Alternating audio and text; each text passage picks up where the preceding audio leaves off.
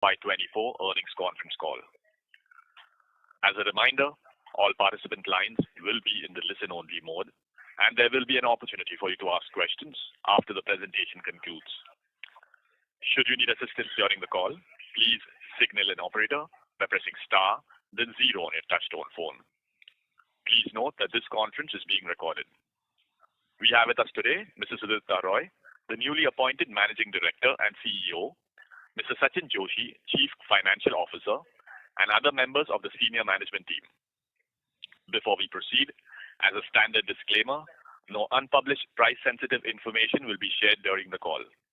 Only publicly available documents will be referred to for discussions during interaction in the call. While all efforts would be made to ensure that no unpublished price-sensitive information will be shared, in case of any inadvertent disclosure, the same would, in any case, form part of the recording of the call. Further, some of the statements made on today's call may be forward-looking in nature. A note to this effect is provided in the Q3 results presentation sent out to all of you earlier. I would now like to invite Mr. Sudipta Roy to share his thoughts on the company's performance and the strategy of the company going forward. Thank you, and over to you, sir. Thank you. Very good morning to all of you. Before we start the call, I would like to wish you all a very happy and a prosperous new year on behalf of the entire leadership team at L&T Finance. I feel humbled to take over as the MD and CEO of this organization that has been nurtured by Mr. Dinanath Dubhashi for the last 8 years as MD and CEO. And I would like to thank Mr. Dubhashi for his significant contribution in transforming L&T Finance into a truly digitally powered retail NBFC, straddling the rural and urban ecosystem in the country. I'd like to start this call by sharing our satisfaction about our Q3 FY24 performance with all of you. I'm happy to share that once again we have registered the highest ever quarterly disbursement, maintained expected margins, and further reduced credit costs, thereby achieving a PAT of Rs 640 crores that translates into a 41% growth year on year. In line with what we have been communicating over the last few quarters, we continue to achieve and exceed the Lakshya 2026 targets well ahead of time and deliver consistent results quarter on quarter. This is an outcome of the strong execution engine that we have put in place over the last couple of years, and we will continue to bolster the execution bias in every initiative we take. Today's call is divided into two sections, which will be sequentially taken by myself and our CFO, Mr. Sachin Joshi. Before getting into further details and presenting the highlights for the quarter, I would like to draw your attention to the 5 pillars of execution that we had detailed in our last analyst call, namely enhancing customer acquisition, sharpening credit underwriting, implementing a futuristic digital architecture, heightened brand visibility, and lastly, capability building. Over the course of the call, I will also speak about how we are further building our strengths across the 5 pillars of execution to create a sustainable and predictable retail franchise, and Mr. Joshi will be talking about the overall business metrics and financial performance at length. With that, let me start with the highlights of the quarter and the strategic roadmap for L&T Finance going forward. As far as the global economy is concerned, majority of global forecasters expect global growth to remain range-bound or to slow further in 2024 on the back of persistently high interest rates, escalation of geopolitical conflicts, sluggish international trade, and climate-linked issues. The Indian economy will continue to remain as a bright spot in this environment, with economic growth holding firm amid improved macro-financial stability.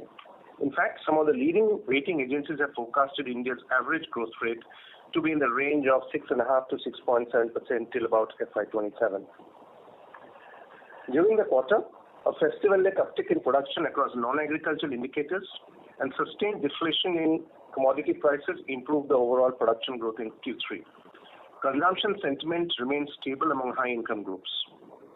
As far as the outlook on Indian agriculture scenario is concerned, it is expected to record somewhat of a muted growth of approximately 1.8% in FY24, owing to elevated temperatures and patchy monsoon on account of the El Niño phenomenon. We are hopeful of a recovery in Q1 FY25 on the back of an expected increase in rural outlay by the government. On the policy rate change front, we expect the magnitude and timing of a policy rate change to be data dependent and carefully calibrated in line with the inflation trajectory of the Indian economy. To conclude, the macroeconomic prospects for India appear to have brightened with a few caveats. However, we'll continue to track the progress granularly as we always do in the coming months and take business decisions judiciously. We achieved a very important milestone for the organization this quarter.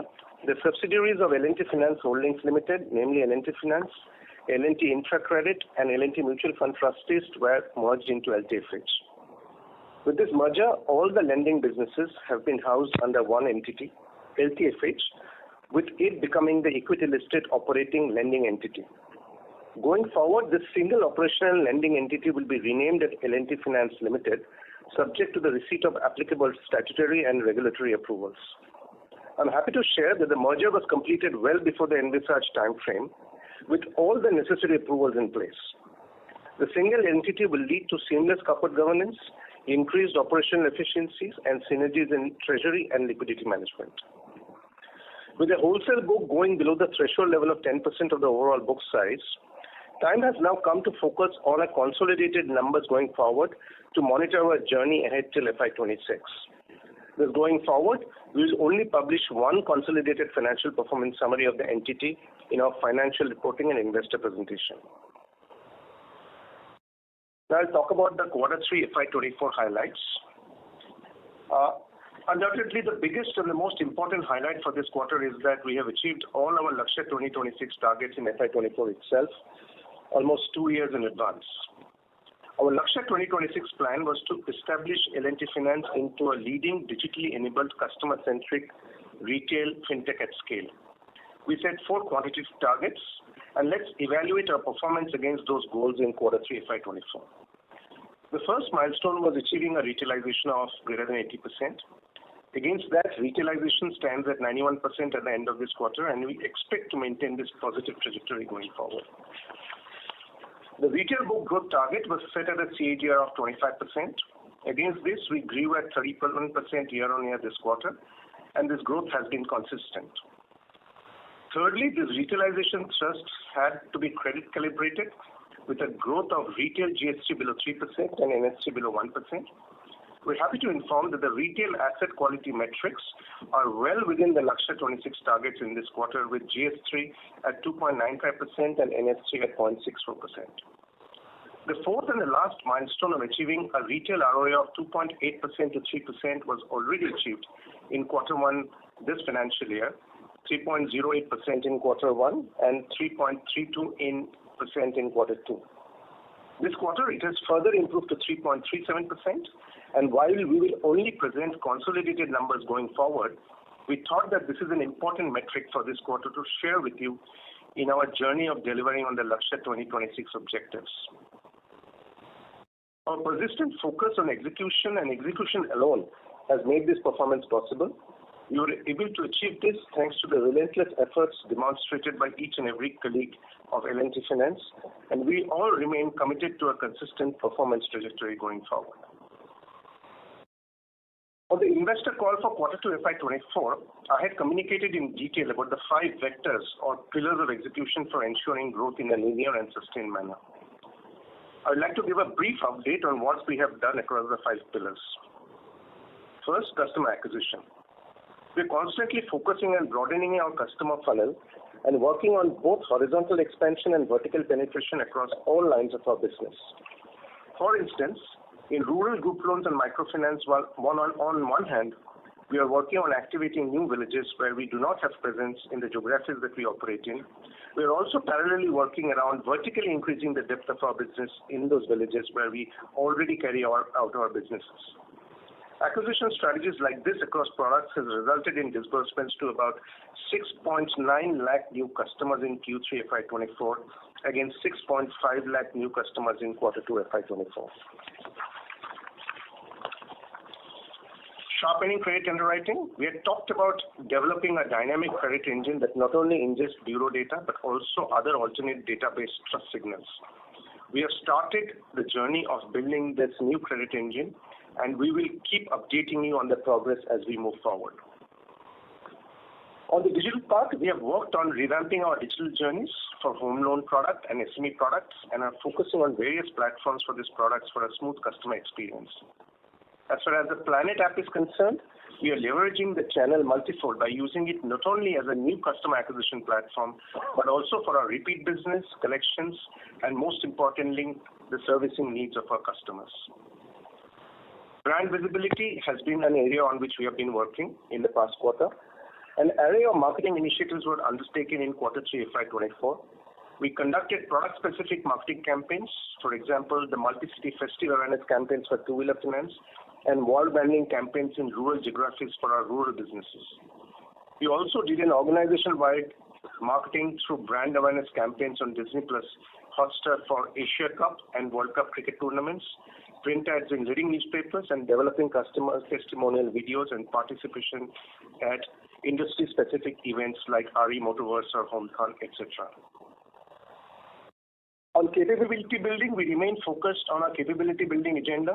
Apropos to that, our newly created position of Chief Marketing Officer has been filled, and we have strengthened the leadership bench below the business chief executives by adding experienced new leaders at key positions across major business lines.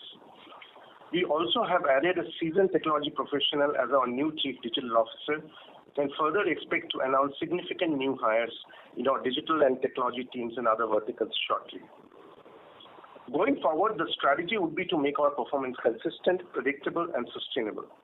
It would revolve around sharpening or relaunching our existing product propositions and introducing contiguous product lines with a sharp focus on broadening our customer acquisition funnels while also harvesting our existing customer database of over 2.2 crore customers. We'll constantly strive to reimagine and redraw various customer digital journeys to provide a superlative experience to our customers, sharpen our credit underwriting by bringing in new age insights into the underwriting models, while constantly strengthening brand L&T Finance and building new capabilities in the organizations, both traditional and new age. Now let me talk about the business strengths that we have steadily built in the last few years. A diligently cultivated franchise is not a one-time activity but an ongoing effort that requires significant thought and strategy, put in place with the help of digital and data analytics. The optimum mix of a strong physical presence and preferred channel partners coupled with leveraging our database of 2.2 crore plus customers, of which about 1.5 crore are rural and about 0.75 crore urban, we have put in place a superior retail franchise capable of addressing evolving and ever-changing needs of the retail customer. While we disbursed about 6.9 lakh new customers during the quarter, our active franchise stands at about 93 lakh customers currently, in comparison to the disbursement of about 6.5 lakh new customers the previous quarter and an active customer base of 90 lakhs in the previous quarter. Share of cross-sell as well as upsell in total disbursements stands at 33% in this quarter. The consistency of improvement in customer franchise numbers underscores the enduring strength of the franchise that our organization holds, and we are proud to witness its continued success as a testament to our ongoing commitment and focus. Building a fintech at scale is not about disbursing loans digitally, say through an app or a website. The essence of building a fintech in its truest sense is using tech heavily in each and every aspect of every line of business. And this has been our way of offering a one-stop solution to our customers. We not only prioritize the acquisition of new customers digitally, but also ensure long-term association, satisfaction, loyalty, and sustained value realization as they navigate their financial interactions with us through our digital platforms. We have strived to use digitally not only in the lending or collection side of the business, but also internally when our systems interact with each other. And to ensure that this particular trajectory is maintained, we're investing more and more to make this part of our ecosystem continuously responsive to our customer needs. And also, if we talk about digital finance delivery capabilities, we had highlighted earlier how we are developing digital finance delivery as a key customer value proposition. Apart from building 100% paperless journeys in rural business finance, farmer finance, two-wheeler, and personal loans, we are also boosting our digital collection capabilities. In urban space, 94% of our urban collections happen completely digitally. And we also, when we talk about rural collections, especially in the rural group loans and microfinance and farmer finance, 19% of the collections were carried out digitally this quarter. Needless to say, efforts are on to increase this number gradually with increased awareness and adoption by our rural customers. Our D2C Planet app will be completing 2 years 1 month from now. Our plan of initially offering features addressing basic customer servicing needs, whilst we are now adding superior engagement features that has worked wonders given tangible results. We have built autonomous journeys for our products, personal loan, two-wheeler loan, rural group loans, microfinance, and farm top-up, and the app has crossed about 7.6 million downloads till date. With multiple servicing and engaging features already in place, we are in the process of adding more features to the app. A few journeys went live this quarter, and we are expecting conversions from those journeys in the coming months. Again, superior risk management aided by data accessibility and availability of tech tools is also an ongoing attempt. Your work is happening on multiple fronts in order to create a digital fortress with the best-in-class infrastructure. And we are talking about a dynamic and a self-learning underwriting engine that we have already talked about previously. We are in the process of building it, and we will talk about it more in the coming quarters as and when we are in a position to deploy the new engine into production. The last leg I would talk about is ESG. As one of the first NBFCs to embrace sustainability, our journey of creating a positive impact for the society started quite a while back. Consequently, L&T Finance has partnered with Sabera, which is Social and Business Enterprise Responsible Awards, as a digital sustainable NBFC partner to recognize best practices in ESG and sustainable development initiatives by corporates, non-profits, and individuals. We also won the award for the best sustainable initiative in women empowerment at the second India Sustainability Conflict and Awards for the Digital Circuit project, among many other notable achievements. In conclusion, I would like to thank Mr. S.N. Subramaniam, the Chairman of L&T Finance Holdings Limited, for entrusting me with this responsibility to lead L&T Finance in its next growth phase. I would also like to thank Mr. Dubhashi for his immense contribution for building L&T Finance into the organization it is today, and also for facilitating the leadership transition in such a textbook fashion. Additionally, I would like to thank the investor community for reposing their faith in us over the years, and we will endeavor to meet their expectation to the best of our abilities. Now I will hand over to Mr. Sachin Joshi to take you through the financial updates for the quarter. Thank you, Sudipta, for the detailed highlights and your vision for L&T Finance. So let me begin with retail performance first. Retail NIM plus fee, as we have seen over the last few quarters, has remained strong at 12.08%. We made again one more highest ever quarterly retail disbursements, 14,531 crores. It's up 25% year-on-year basis. Our retail book has closed, a new milestone, about to be reached, of 75,000 crores. We were 74,759 crores, up 31% year-on-year.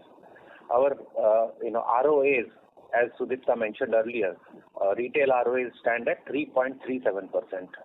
In Q2 it was 3.32, so directionally going up. As far as asset quality is concerned, retail GS3 and NS3, they stand at 2.95% and 0.64% respectively. So in this case also, the goal of having GS3 less than 3% and NS3 less than 1% completely achieved in this quarter. On the consolidated performance, our PAT for the quarter is 640 crores. It is up 41% year-on-year.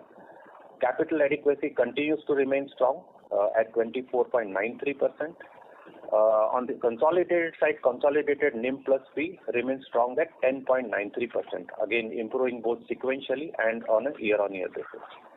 GS3 and NS3 at a consolidated level also have been directionally going down, 3.21% and 0.81% respectively. Our credit cost has reduced on a YOY basis from 2.67% in Q3 FY23 to 2.52% in Q3 FY24. Continued with our accelerated reduction in wholesale book with a steep reduction of 24,405 crores. It's down 78% year-on-year basis, and now the wholesale book stands at 7,020 crores, 7,020 crores at the end of Q3 FY24. One more piece to highlight is that the profit before tax on a year-on-year basis is up 31% at 824 crores. Previous year, the same amount was 632 crores. Over the past 2 years, since the launch of Lakshya 26 strategy, we have always guided that our wholesale book will keep reducing gradually as per plan. The ROA at consolidated level will keep moving towards and converge with the retail ROAs. In line with this, after having achieved Lakshya 26 goals 2 years in advance, we now set the bar higher to achieve Lakshya 26 goals at a consolidated level. With that aside, let me now quickly take a deep dive and give some specific updates. The retail businesses first. Disbursements, retail disbursements in Q3 FY24 stood at 14,531 crores, 25% higher on a YOY basis. This has resulted in the retail book growing by 8% quarter on quarter. So sequential growth also we have seen, and as well as on a YOY basis, which is up 31%. Our overall retail mix has grown to 91%. It is up from 64% in Q3 FY23 and 88% in Q2 FY24. On the rural business finance, the business has registered disbursements of close to 5,500 crores, and the book size has crossed 23,000 crore milestone in this at the end of third quarter. The monthly disbursal run rate has been maintained at about 1,800 crores despite the festival period, which is considered to be a weak quarter, especially for this period. Farmer finance, the disbursement stood at 2,027 crores. Previous quarter it was 1,534 crores. Now this increase of 2,000 crore disbursement has led to a book size growing to 13,845 crores.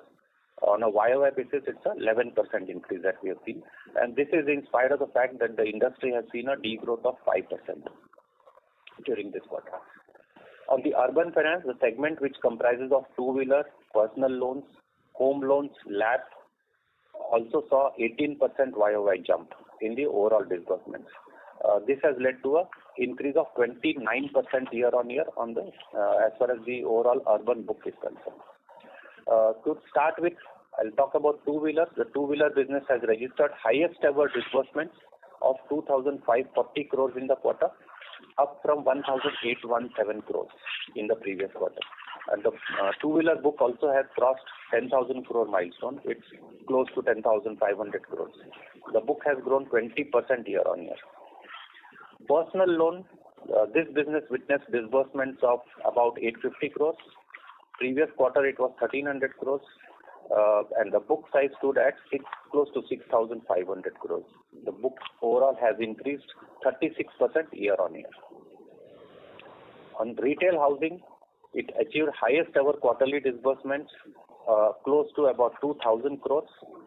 It is up 67% year on year. In the previous quarter, the same figure was 1,700 crores.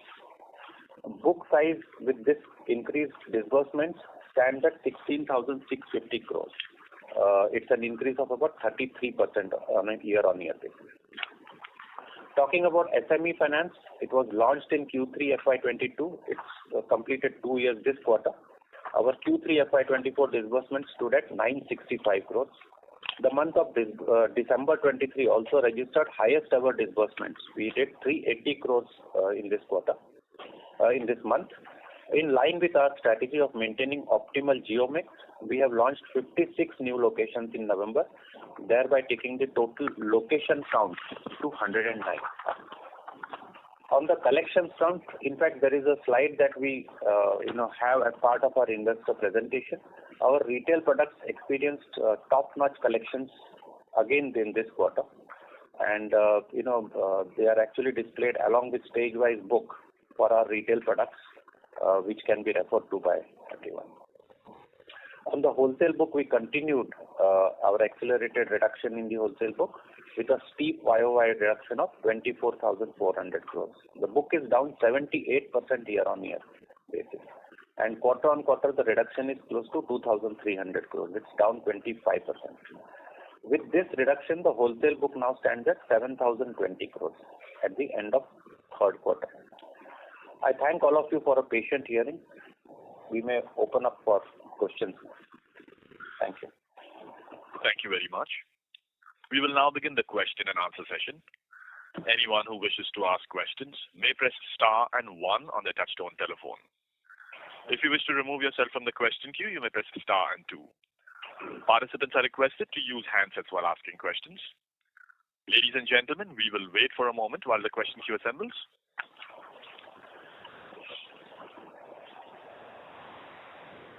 The first question is from the line of Digant Haria from Green Edge Wealth.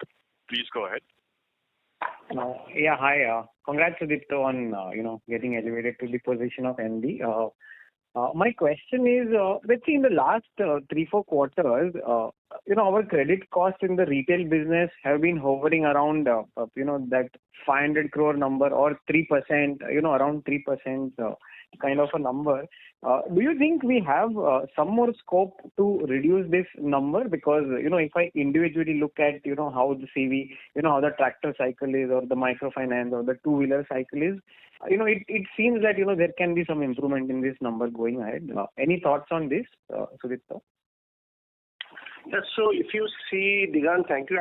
First, thank you for your wishes.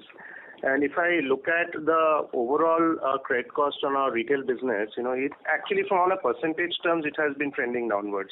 If you look at, our credit cost for Q2 FY24 was about 2.74%, which has actually sequentially reduced to 2.61% this particular quarter. But, I do believe that credit cost is a particular line in which you can always do more work. And that is where, we have been saying, and if you sort of refer back to my 5 pillars of execution, the second pillar is continuously reducing credit cost. So what we are actually investing heavily in this particular vertical in sort of building a next-gen credit engine. And the through-the-door acquisition, the portfolio that we will go forward and our existing portfolio, we will use this new credit engine sort of to normalize and try to see if we can further reduce costs, either maybe making collections sharper or the through-the-door sort of the volume that comes in, it comes in with a far better credit quality. So this is a continuing exercise and we remain focused on that. So we remain hopeful that this particular sort of process has been set in motion, and on an overall basis also we are trying to sort of trend the portfolio towards a little more towards prime.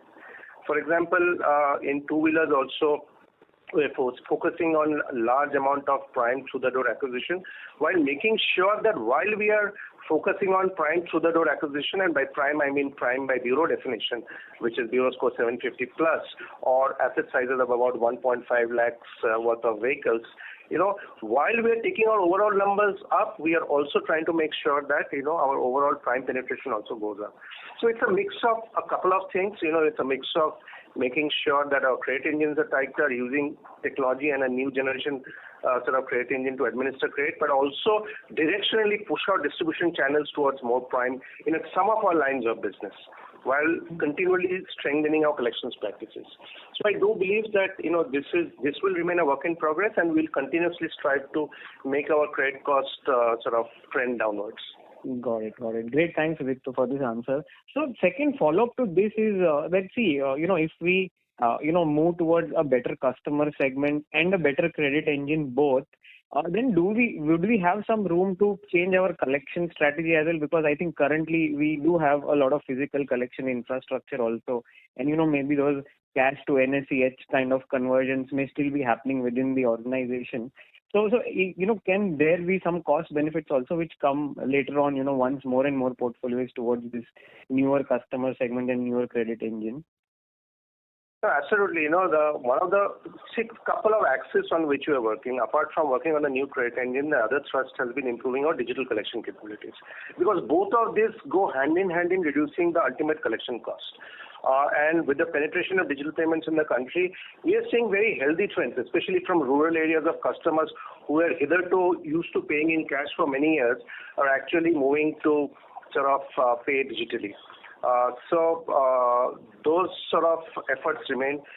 For example, we have been focusing very strongly on making sure, especially in a business like tractor, our e-NSCH penetration percentages on our through-the-door acquisitions go up with every month. Similarly, there's a large focus on our rural business customers to make sure that we introduce to them the methods of paying digitally and focus on doing that. In fact, if you see, in urban business, 94% of our collections are currently digital. In our rural business, about 19% of our collections are digital. So this remains a progress area, and we are keeping on pushing on it. But also, what we have to keep in mind that on-ground collection strength is very, very important, because we remain in an environment where economic shocks or a localized event might happen at any point in time. We have to remain vigilant of that. So a good amount of collections presence is always a prudent strategy to maintain continuously. So it will be an optimization of the right optimum collections presence on ground, as well as a continued focus on improving digital collections. So we will keep on working on both these fronts. All right. Thanks. And just on the rural collections, you said 19% are digital. To what extent can this number go? Can it go as high as 50, 60, 70% also in the setup that we have and the setup that India is into? I think this is something which we are seeing gradually with every passing quarter. The uptick is there. You have to understand that the major hurdle of your digital collections is basically the smartphone penetration.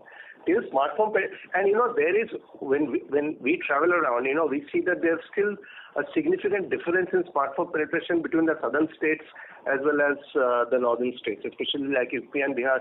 The smartphone penetration, especially among the women folk who are borrowing on the rural business finance vertical, the smartphone penetration is less. But every quarter, this particular number is ticking upwards.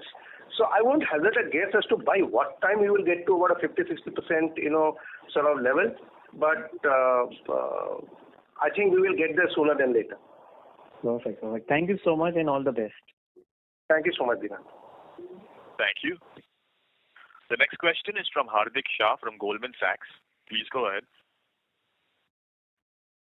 Hello, sir. Congratulations on the quarter. Am I audible?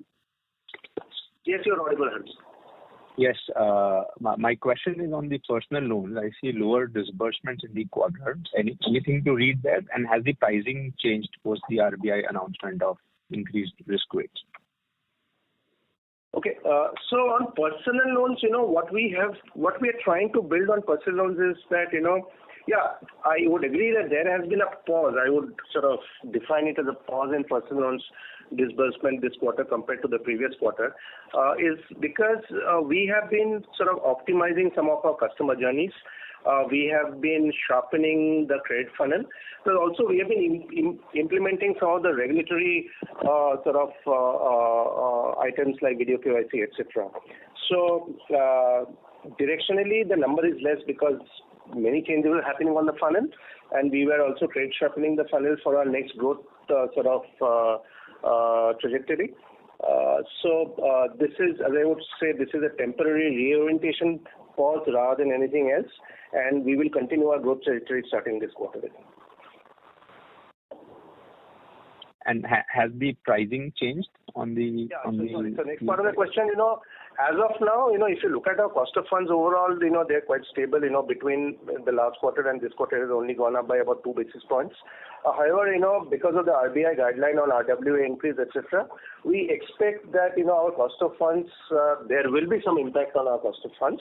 But our guesstimate is that it will be a difference. The difference will be in the range of 10 to 12 basis points over the next 12-month time frame. And also, I would like to also say is that, especially, on our personal loans business, the credit quality remains good, and, the collection sort of parameters that we have said, especially in remains excellent. So, and we were not in that BNPL space, etc. So we were in prime personal loans and of the normal personal loans ticket sizes, and we have used this quarter to sharpen the funnel and improve the digital journeys of this particular line of business. Understood. And so second question is on the credit costs. How do you expect that to trend from here on? And in the event of credit costs going upwards from here on, how comfortable are you dipping into provisions, and what is your strategy on overall PCR? See, overall, we have given a guidance that our OpEx plus credit cost will range within a 7% sort of guidance. So we remain committed to that particular guidance. As I sort of explained in my answer to Digant, that our whole focus is on building a sort of next-gen credit risk engine, and we are being very extremely careful and conservative as we scale up our business. So, given the fact of the investments that we are doing in our credit risk engine and trying to build a new next-gen framework, properly tested, make sure that, our collections teams are capacitized and we use data more and more in our collections teams, and overall our shift towards prime in certain lines of business, we remain quite confident that we will be able to navigate within that 7% credit cost to OpEx guidance that we have given going forward. Okay. Thank you, sir. Thank you so much. Thank you. The next question is from Avinash Singh from Emkay Global. Please go ahead. Yeah, hi. Good morning. Congrats, Sudipto. Couple of questions. Again, one a bit repetitive on credit cost. So, you operate into the segments like almost 2/3 of the book are in the segment, rural, micro, two-wheeler or farmer finance that is perceived to be kind of a cyclical and have a slightly higher credit cost. So even giving in for that, okay, you are building a mortgage book and that will be close to 1/3 or 1/4. Your 2/3 to 3/4 of business is going to be in a segment that will be cyclical and slightly riskier. So you have to be sort of keep over the cycle kind of a provisioning cost in mind. In that context, do you see the current sort of a credit cost being an outcome of benign cycle, or you are comfortable that this kind of credit cost anywhere around 2.5% to 2.7% for the retail is going to be comfortable over the cycle? So that is one. And then follow-up would be more on sort of some data keeping question. If you can provide some breakup of this quarter's credit cost in terms of standard asset provisioning, NPA provisioning, as well as what is the sort of amount of write-offs. And secondly, if you can provide, at the console level, what's the stage 2 asset? Because I can see that for retail, and at the console I get stage 3 but not a stage 2. Thanks. Yeah, so I'll take your first question first. You need to understand that, and I'll take your first question to the fact that, yes, we agree that, we are in businesses that are rural in nature. But what we also have to understand is that we have a decade-long experience in managing these businesses. And sort of the cumulative learning that the organization has, especially in all the states that we operate in. At a village level, at a block level, at a taluka level, we know how the risk operates in that. We have a 10-year history of that particular geography, and the fact is that our collections discipline is very, very strong.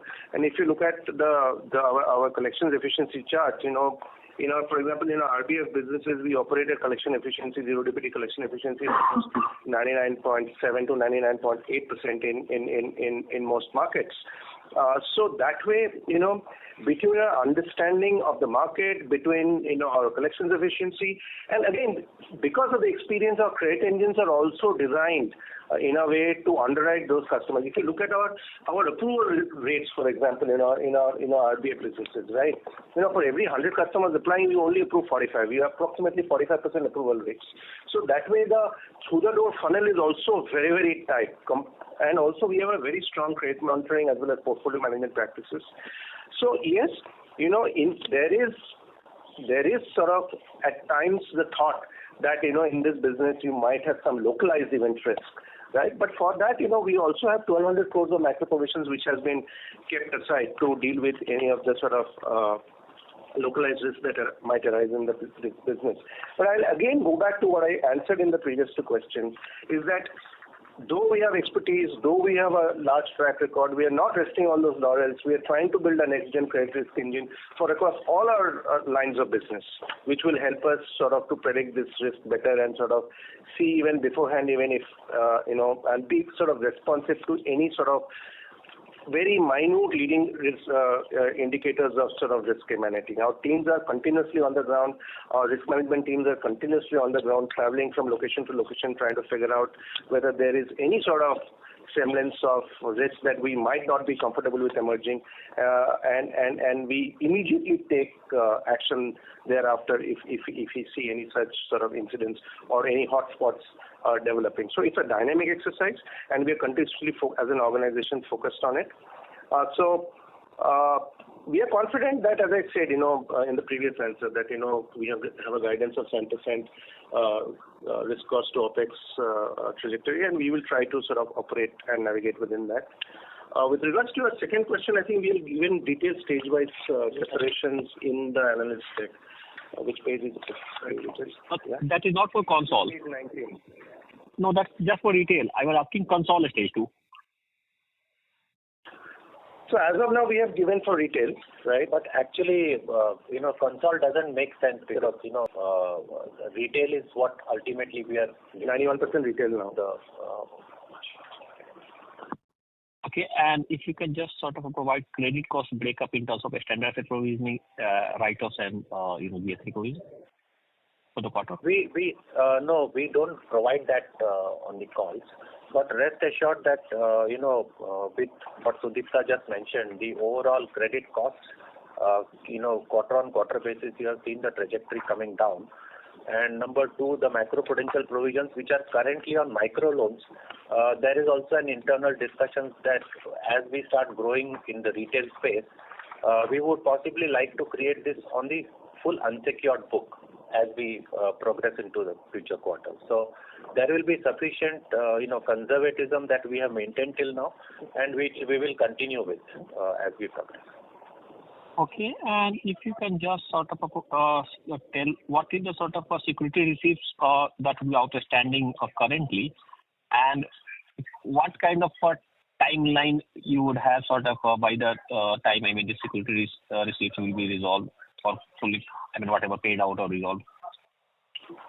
So there is no additional. In fact, this quarter there has been only resolution which has happened. About 420 crores of assets have got resolved from the overall security receipt value. It stands about 7,900 crores roughly. Okay, and this will likely be resolved in next 2 years? Because currently they might be leading to a cost of maybe 120-125 crores annually on that SR AMC fees. What as mentioned in the previous call also, all these cases are in various stages of NCLT, and we believe that in next maybe 15 to 24 months, we will start seeing it coming down. In fact, this is the first quarter when we already seen a resolution of 420 crores. And, depending on each case where it stands, we will start seeing resolution. Okay, thank you. Thank you. Before we take the next question, we'd like to request participants to please limit your questions to 2 per participant. For follow-up questions, you may rejoin the queue.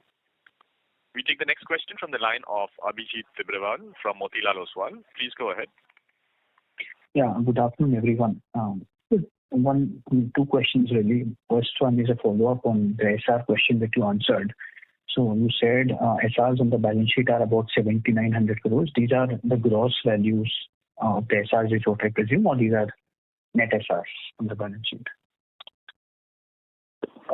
Okay, let me just summarize this for you. If we look at the overall asset book, that if you look at what was the original EAD at the time of sale, the overall book was about 19,000 odd crores, out of which about 4,000 crores has been received in cash, which and the provisions have been made to the extent of about 7,000 odd crores. So roughly 15,000 crore was the book, excluding the cash that was received, and on which 7,300 crores of provisions have been made. So broadly, if you take at the book that we have currently, it's about 40% of the original value. So 60% has been either money received in cash or provided for already. as it stands today. And this has been fair valued. Got it. And like you said, I mean, this is expected to get resolved within the next 15 to 18 months. That's right. And if you recall, last year, same time in Q3, we had also, fair valued the whole asset book. And at that point of time, we had mentioned that whatever provisioning is required on the full wholesale book will be taken care of through the, reduction in the fair valuation which was done. And we don't expect any incremental hits coming to the P&L for resolution of loans on the book or off the books, which are in the form of SR. Got it. Thank you. And sir, my last question is for Sudipto sir. So firstly, again, congratulations for officially taking up the role of MD CEO of this franchise. I just wanted to understand since July to now, I mean, from what we understand, I mean, you travel very extensively and you'll be looking very deeply at all the retail businesses that we have. You have a very wide product suite across microfinance, two-wheelers, tractors, consumer personal loans, home loans. So, I mean, which businesses, I mean, have you identified are maybe relatively weaker than the others in your product portfolio and will require some overhaul either from an underwriting or a collection perspective? I would not say that any business is weaker or anything like that. There are businesses which are mature businesses and there are businesses which are developing businesses. There are businesses which are in the progress of scaling to the next level. I think one of the realizations that I have had, after sort of immersing myself deeply in all lines of business is that we have excellent people, right? Both in business and collections in all our lines of business, right?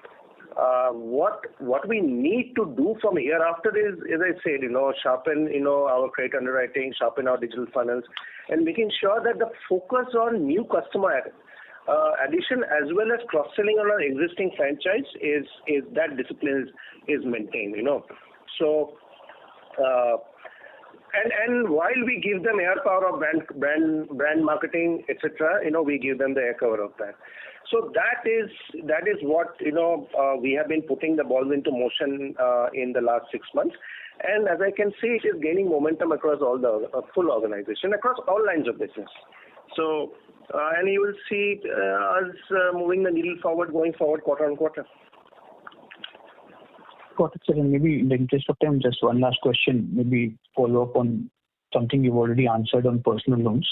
So, I mean, what we saw in this quarter in personal loans is only, temporary or transitory, because this quarter the disbursements were a 7-quarter low.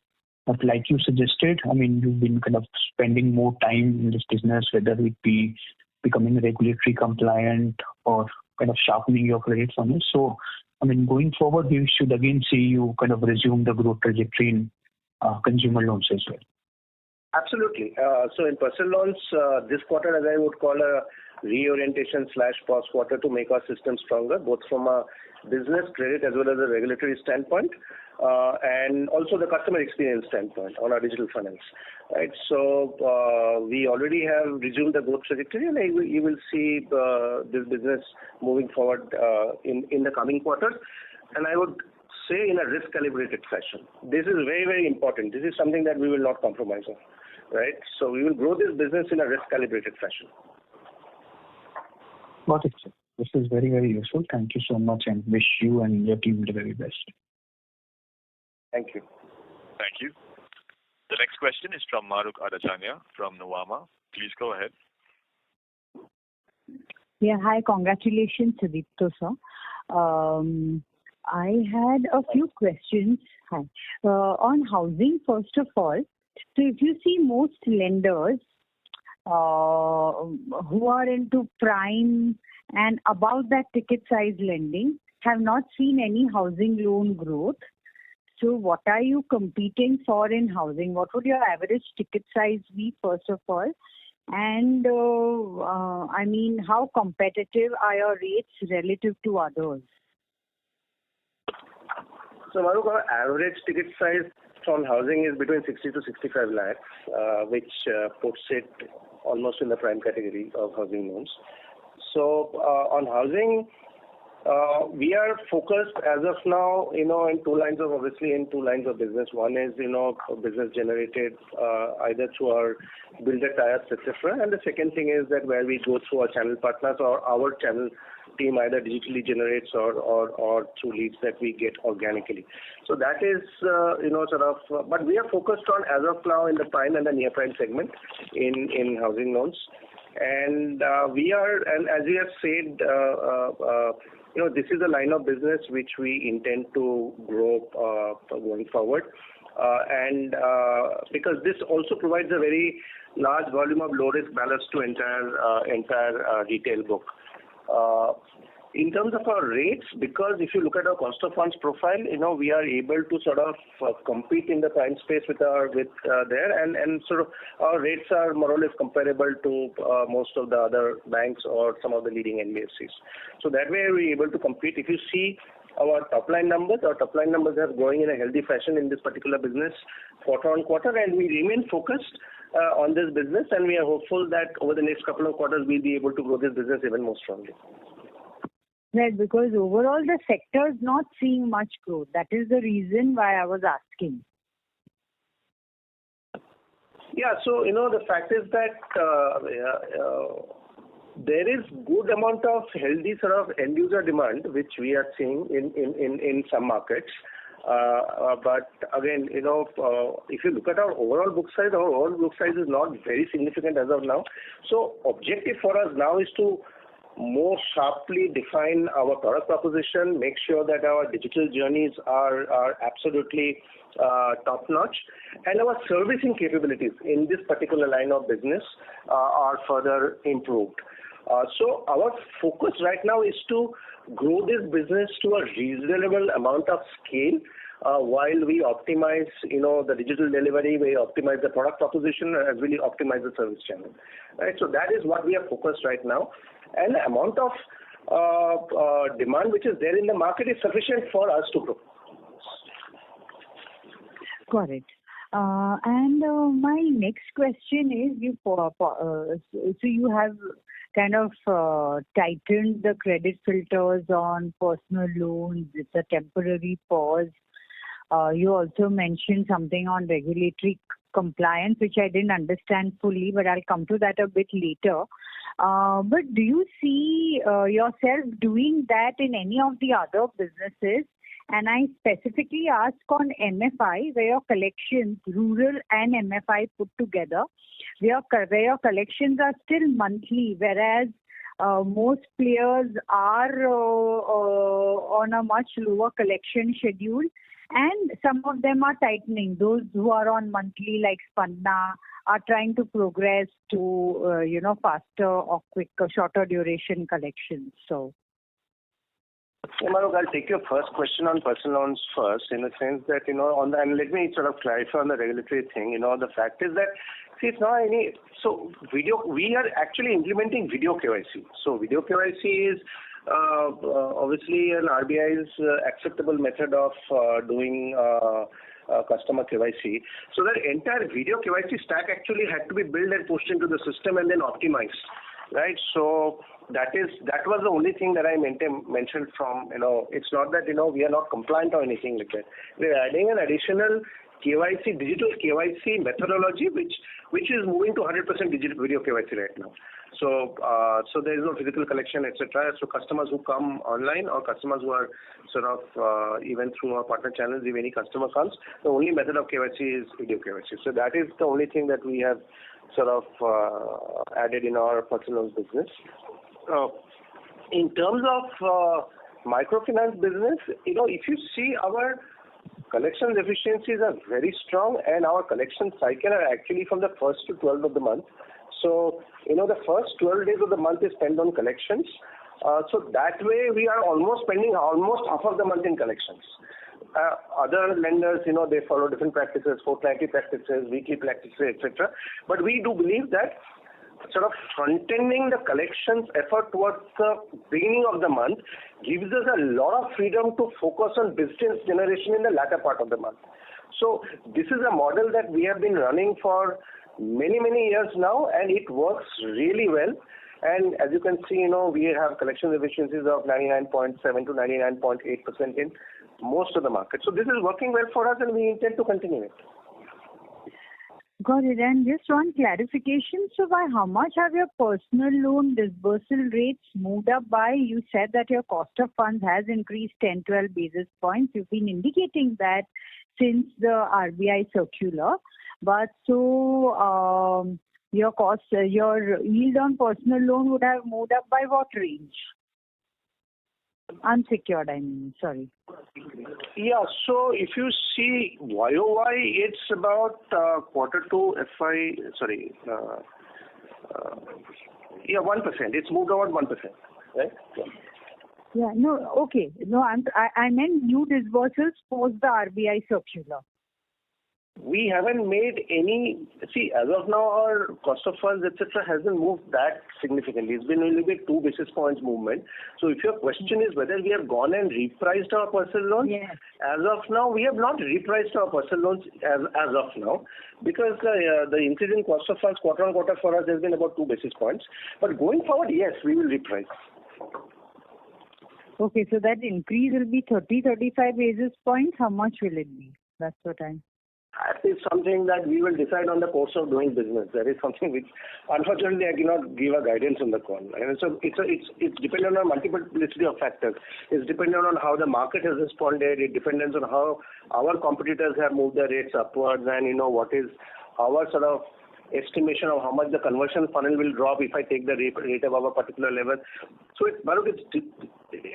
fact is that right now the rate is dependent also on the bureau score.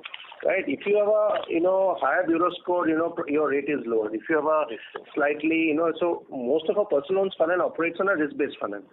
So it's not one uniform rate all over. But yes, if our overall input cost of funds goes up, our overall stock through the door, inward stock should see a rise in rate, and that we will decide maybe over the next couple of months, right? And then when we have a visibility of how our cost of funds is moving. Okay, thank you so much. Thanks a lot. Thanks, madam. Thank you. The next question is from Kunal Shah from Citigroup. Please go ahead. Congratulations, Sudipta. So first, when we look at it in terms of yields, so in fact, yields have moved up quarter on quarter. So one would be obviously the mix shift towards retail. But if you look at it in terms of the AUM growth, this quarter, largely the AUM growth is led by the lesser yielding loans. So where in terms of home loans, LAP, SME, acquired portfolio. So then what is leading to this kind of an increase? Has there been any rate pass-ons in any of these segments which you would have seen? So you see, most of our businesses have had a good disbursement trajectory over the last 2 quarters. Our rural business finance business has had a strong disbursement trajectory over the last 2 quarters. Our SME business, plus also we obviously the first thing contributing is the change in retail mix. We are now 91%. So as and when we are becoming more retail, you will have higher yields. But also within our retail mix, also our rural business finance vertical has been doing quite well, and there has been strong and robust disbursement over the last 2 quarters. Our two-wheeler business has been doing well. There has been strong disbursement over the last. Again, this quarter has been quite good, as we have put it in the festive period. Was quite good for two-wheelers. So overall, the buoyancy in disbursement and the buoyancy in disbursement of some of our higher yielding products, as well as the change in retail mix, is overall contributing to the movement upwards of the yield. Okay. And secondly, if you can reconfirm wholesale PAT, should it be again the loss of 20 odd crores and retail being there at 660 odd crores, given that you have shared 3.37 of ROA for retail business? Yeah, Sachin will take that. Yeah, hi Kunal. We had mentioned that the hit from the wholesale book overall will not exceed 50 crores per quarter. And a maximum of 200 crores is what can be built up in any models. And, as we start moving in more and more into retail, you will start seeing, in fact, this is the first quarter when we have said that let's stop looking at retail and let's start looking at the consolidated financials and the ratios to be monitored, because I think the time has now come where we would like to take up that challenge of saying that this is the ROA, 2.53% is the ROA that we have. We would like to get into the trajectory of 2.8 to 3% over a period of time by FY26, which means that directionally we would want these numbers to keep moving up. And we are pretty confident, and that's the reason. I mean, this is the quarter when we've just taken that call that let's stop looking at just the retail numbers and start looking at monitoring it and achieve that number. Yeah, so in addition to what Sachin said, as I said and during my call also, is that now we will move towards adopting the Lakshya goals for consolidated basis. So original goal was retail ROA between 2.8 to 3%. We are adopting now consolidated retail ROA, consolidated ROA to move from 2.8 to 3%. And we are confident that exit FY26 we should be able to hit those numbers. Sure. And if I can squeeze in one more question. So one is maybe when you look at it in terms of the overlay buffer, you said you will create on the entire unsecured. So now you will add another provisioning on the 6,500 crores of PL, no other segments besides this. So it will be an incremental provision on PL. PL and SME, both, SME, PL and rural business loans. These are the three businesses that are unsecured. As we had mentioned in our earlier calls, the unsecured to secured ratio will be about, unsecured will be in the space of 45 to 50%, because that's what the rating agencies are also comfortable with. So over a period of time, as this mix starts coming up, starts growing, it's not that we are going to do immediately in the next quarter, but directionally we would like to ensure that we are conservative and we create these buffers so that if there is any event-based challenge which comes up, we are able to deal with it without any major impact to the P&L. Sure. Thanks and all the best. Yeah. Thank you so much, Kunal. Thank you. The next question is from Viral Shah from IIFL. Please go ahead. Yeah, hi. Thank you for taking my question. And first of all, congratulations, Sudipta, on taking on this role and also on a good set of numbers. So I had a few questions. Yeah. So basically, first is on the consolidated book. While you are saying that we need to look at now on the consolidated P&L, wanted to check if going forward, if we can give also the breakup of the stage 1, 2, 3 loans on a consolidated basis. That will help us to get a better clarity on the entire P&L and the balance sheet piece. Just looking at it in the isolation on the P&L does not help. So Viral, if you look at the book itself, it's just down to 7,000 crores and it will come down below 5,000. All we can talk about on that book is that it's a standard book and it has been, it's not that only the bad book has remained after the downselling. This book is a standard book, and we would not like to, sell it down at throwaway prices very clearly. And that's why we said that our retail mix will be, the next target is to be more than 95%. And next year onwards, if at all the book remains, we will start showcasing there will be few accounts now which will be left, just 3 to 4 accounts. So, we will have no comms in terms of sharing that data with everyone. At this point of time, frankly, because we are moving into retail, we thought it was advisable to just do the stage 1, 2, 3. The wholesale book has been going down quarter on quarter. Last year, same time, we were sitting on 35,000 crore book. No point in showcasing stage-wise thing when things are moving so rapidly. It gives a wrong picture. We thought that we will first and do the accelerated sell down, and once the book becomes stable, in case suppose we are able to retain say 4 to 5,000 crore book, we may possibly look at sharing that. Okay.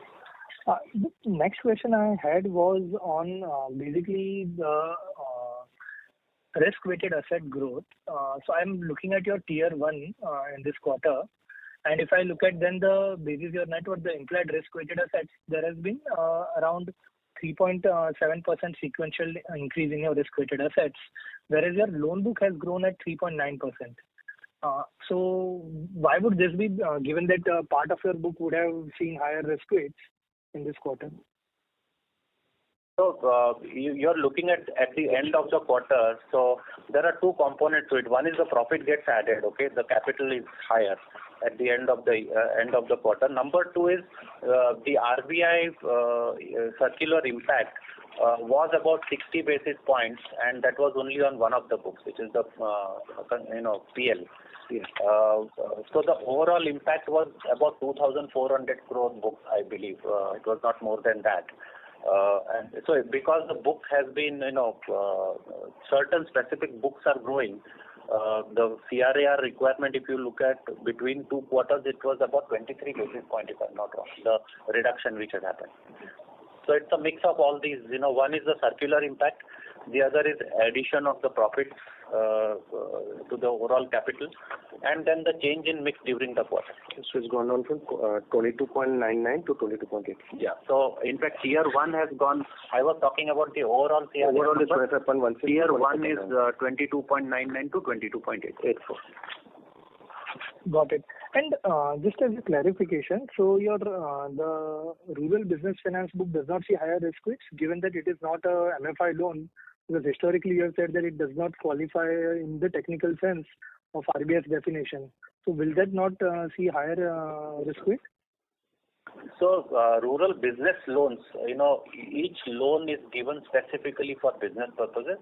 The circular applies to loans which are, especially on our books, it is applying to the personal loans which are not specifically given for. The end use is not mentioned as for personal purposes. So till the time it is for consumer, consumption, that is what will apply to the circular. All other loans which are given specifically for business purposes get out of it. Got it. And the last question I had was on the collection efficiencies.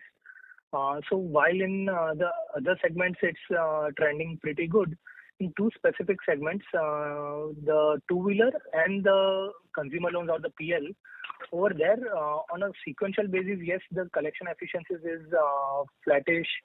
But if you look at it, say on a YOY basis, it is still anywhere between 20 to 100 basis points lower. So why would this be? See, on personal loans, if you look at, actually it's actually improved from 98 point, if you see 98.3 at the end of September to about 98.7 in December. So it's actually improved, right? Collections efficiency for personal loans. And two-wheeler, if you look at what it was in September, it was at 97.9 and gone up to about 98.4 in December. So these are like, we are trying to, obviously with every passing month, we are trying to improve our sort of efficiencies. And right now, from a trajectory basis, from a September to December, definitely on two-wheeler, we are seeing an improvement in collection efficiencies. Sorry, but actually what you are referring to is the collection efficiencies for the month. If you look at it, say, for the whole quarter, I think it's kind of similar only quarter on quarter. But more importantly, on a YOY basis, it's still lower. Like, is there any trend that you are seeing? What is driving this? No, there is no specific sort of risk pockets or anything that we are not seeing. You have to also appreciate of the fact that between last year and this year, the book size also has grown. Our disbursements also have grown. So, and as I said, we are on two-wheeler specifically. I will, you will recall, what I had said at the beginning of the call is that we are trying to push our through-the-door funnel towards more and more prime acquisition, right? Either greater than 750 bureau score or EVs or, assets of ticket sizes greater than 1.5 lakhs. So that is what we have been trying to do. And, over the last 3 months, we have seen significant progress in that. And we are very confident that that will show up in improved quality, improved credit quality a couple of quarters from now. Okay, got it. And as a corollary to that, I'm really sorry to interrupt, but maybe request you to rejoin the queue as there are several other participants waiting for the call. Thank you. Thank you. Before we take the next question, we'd like to request participants to please limit your questions to one per participant so that the management has a chance to address questions from all participants in the conference. We take the next question from the line of Shweta Daptardar from Elara. Please go ahead. Congratulations, sir, on assuming office at the helm and on a good quarter. So I had a similar question as previous participants. So on the two-wheeler front, while you mentioned that you're moving to the prime customer base, so what would be the urban-rural divide, as in the prime and the rural customer divide, and what could be the NPA range on the two-wheeler portfolio? Shweta, we don't do much of rural two-wheelers actually. Most of our two-wheelers are urban and some parts semi-urban. So we don't do much of rural two-wheeler. Okay, so I'm not sure whether I'll be able to give you a number there on rural. Okay. So what could be the prime customer mix there on the two-wheeler side? Granularly, we have never given out what is the prime, and the fact is that it is something that we have just started over the, last couple of quarters. Right. But I'll sort of describe to you what are the sort of segments which are there, right? Yeah. So basically about, anything above 1.5 lakh. But yeah, sorry, in our investor deck, we have not given any such sort of breakup. But I'll give you what are the sort of markers we take. The first marker is that income plus if you have an income of a particular threshold which you fall into a particular prime category. If your CIBIL score is above 750, you fall into a prime category. If the asset size is greater than 1.5 lakh, typically we are saying is that if the asset size is more than 1.5 lakh, your loss rates are about half of through the door other categories. So that falls into a prime category. If someone is putting a high loan to value, for example, if someone is putting in about 40% of own equity while buying a two-wheeler, the loss rates of that category is much, much lower. So that also falls into a prime category by your definition. And also if you look at the slide number 14, in the analyst presentation, there we have given the prime customer share actually in the analyst deck. If you see if it has moved from 35% in Q3 FY23 to about 41% in Q3 FY24. So there has been about a 6% move in prime. And if you see the majority of the move has happened after Q1 FY24, where actually we have moved 5 percentage points in the last 2 quarters. I don't know whether you got that slide. It's slide number 14. Yeah, I am on that slide, and this is helping. Just one bit there. So have the NPA trends, or is there a downtrending of NPA rates as on today vis-a-vis 2 years ago for us on two-wheelers? Sorry, the line was not clear. Can you repeat your question? So are the NPA trends or are NPAs in two-wheeler portfolio downtrending vis-a-vis, say, 2 years ago compared to what is it today? See, overall, I don't think we have given a NPA trend on our business-wise. We have not given. But overall retail, you can see overall retail is improving. And the focus is on improving the credit performance and the credit profile of each and every line of our business. We are pushing equally on improving the credit profile of all of our lines of businesses. And one part of it is, maintaining. If you look at our collections efficiencies on two-wheelers, our collection efficiencies also have been holding, right? So that's what the entire focus is, to push the credit quality better and to make sure that your delinquencies on a sequentially goes further down. Right. And if you see, your stage 1 numbers, especially retail asset quality, is actually been overall, in spite of the overall book size growing, your stage 1 has been going up continuously. So the focus is on improving credit quality on every quarter through every initiative that we are taking.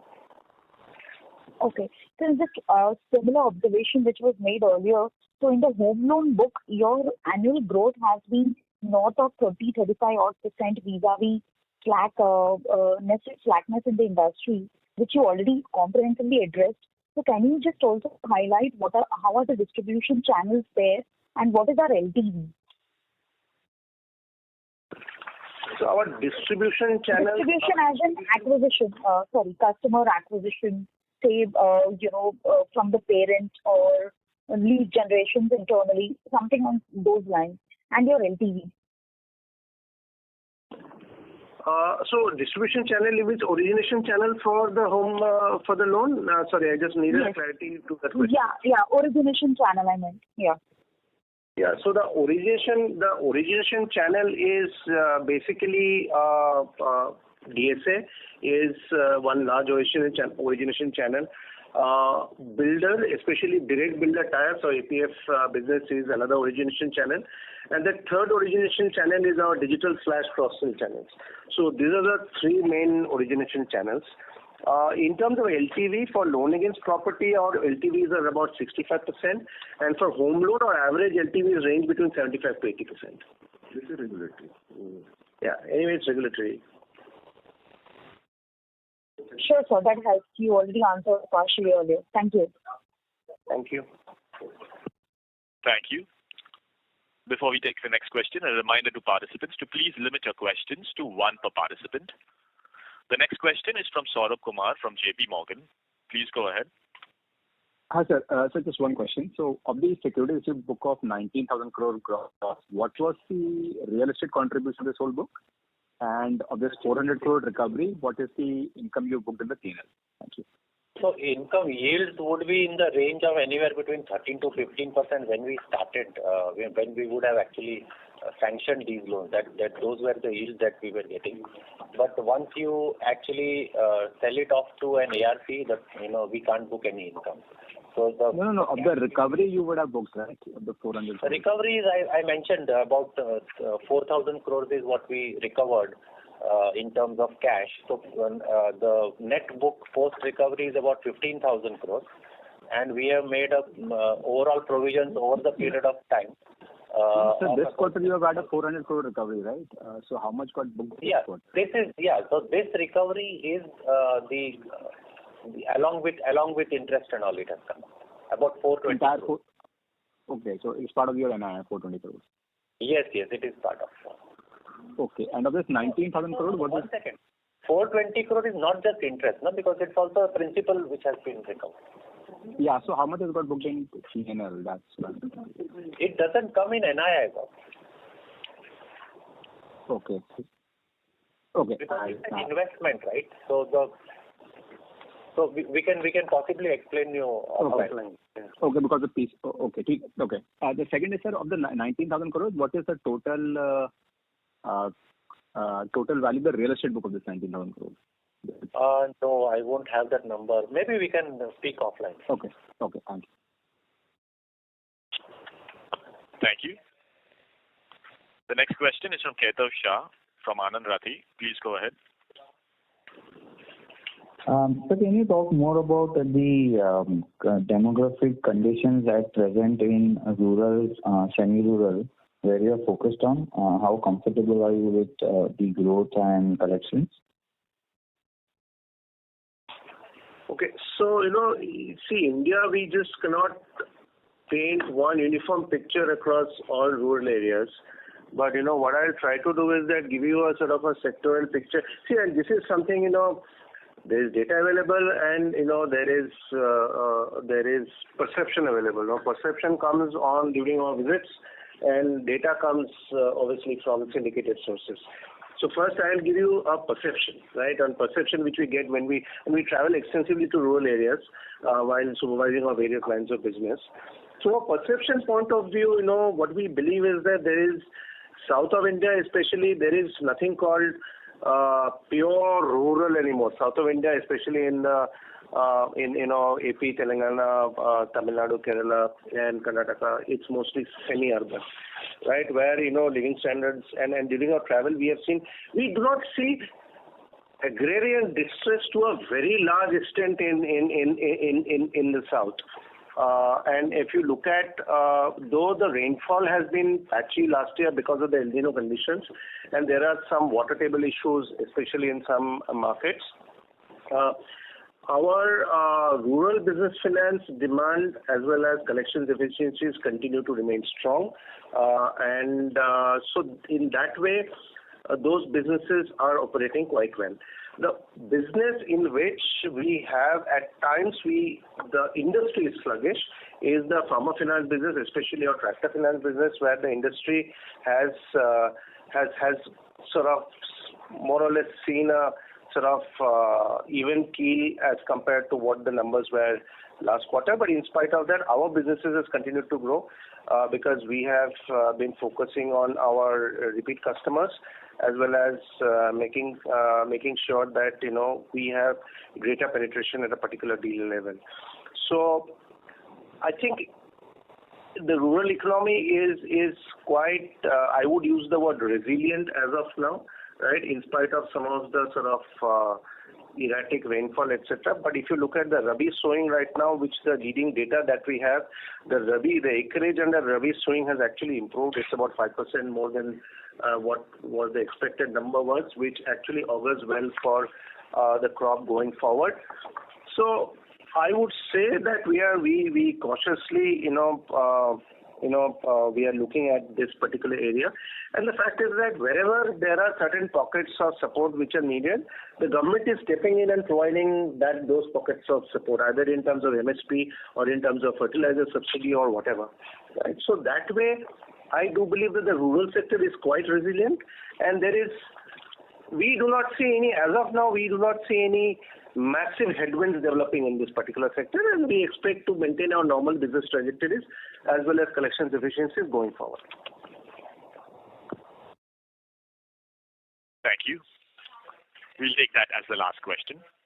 I would now like to hand the conference back to Mr. Sudipta Roy for closing comments.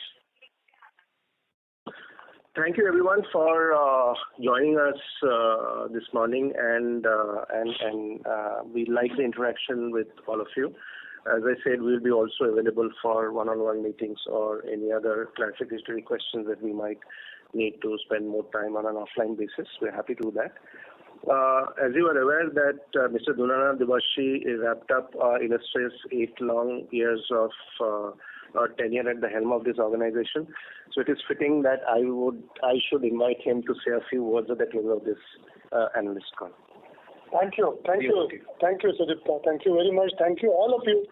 In fact, as I sit here today, there is only one word which comes to my mind, which is thank you, and feeling tremendous amount of gratitude towards each one of you. I received lots of support, lots of respect, lots of love from each one of you. First of all, I wish each one of you all the very best in your lives. God bless all of you and your near and dear ones. That will be my biggest wish. I wish Sudipta and his team all the very best, and I have full confidence that the company will grow to immense strengths under his leadership. I would, I've been listening to the questions, and I would just summarize that, there will be details. There are quarter-on-quarter movements and all that. But I would like to share with you the direction that the company is taking. And we are just talking about the next, till the Lakshya 26. You will see exciting plans being raised even after that.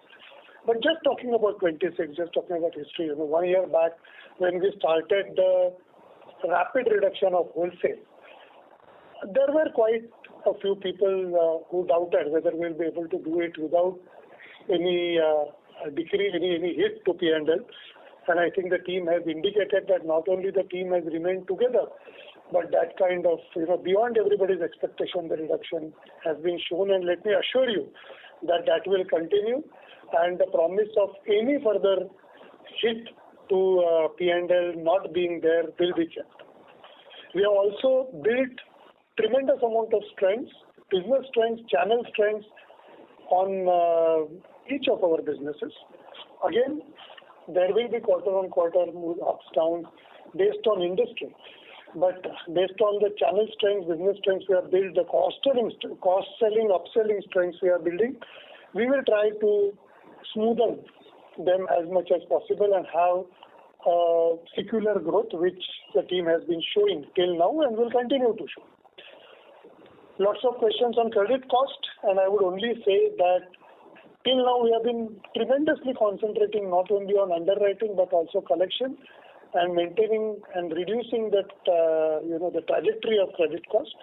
And with the new initiatives that Sudipta has brought to the table with his experience from his previous organization and adding to that, I am absolutely confident that credit cost will trend down securely.